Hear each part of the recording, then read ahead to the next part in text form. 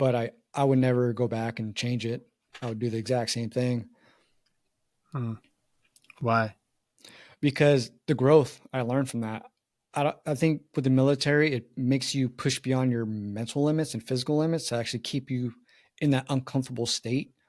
So you're constantly learning about yourself. How much can you handle? You know, sometimes you think, okay, this all I can do. And then you push further, you take a step further. And for me, it just shows it helped build that resiliency. So I think that's why I think it's very beneficial to me, at least during that time. Do you think that that level of self-confidence and trust in yourself carries out now into just the regular everyday? Yeah, I would think so.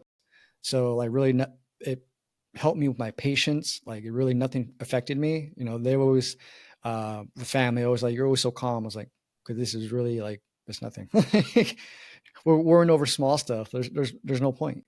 If we get upset over the traffic, it really not going to change anything. You're just going to be upset. Yeah. So it's for you more of like an active choice of how to live your life in this controlled, peaceful way.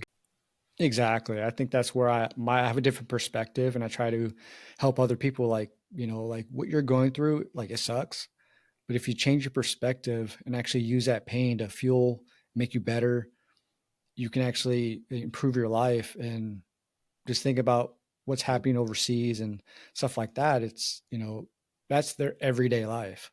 That's what they do all the time.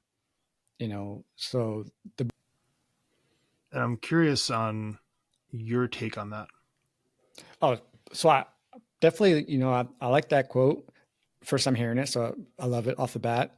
Because the reality is, it's having that inside you that like you can do.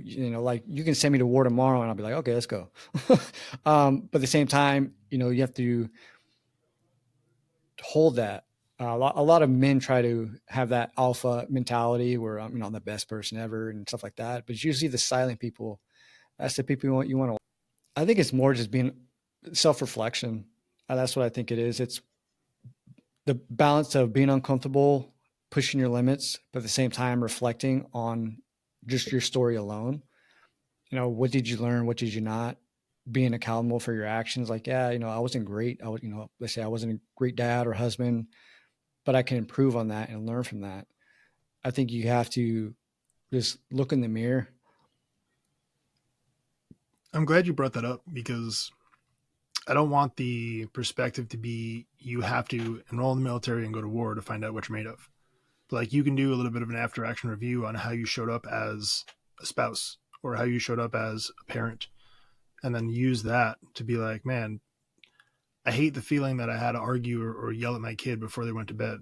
How can we avoid that tomorrow? Right. So is there that same sort of self reflection in just everyday life?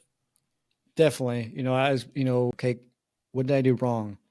And actually look at that. Like, you don't need to be military to be a man, right? You don't need to do all that stuff to prove yourself. But if you actually hold yourself accountable and look in the mirror and actually genuinely criticize yourself on your good and your right, and I think that we can all improve.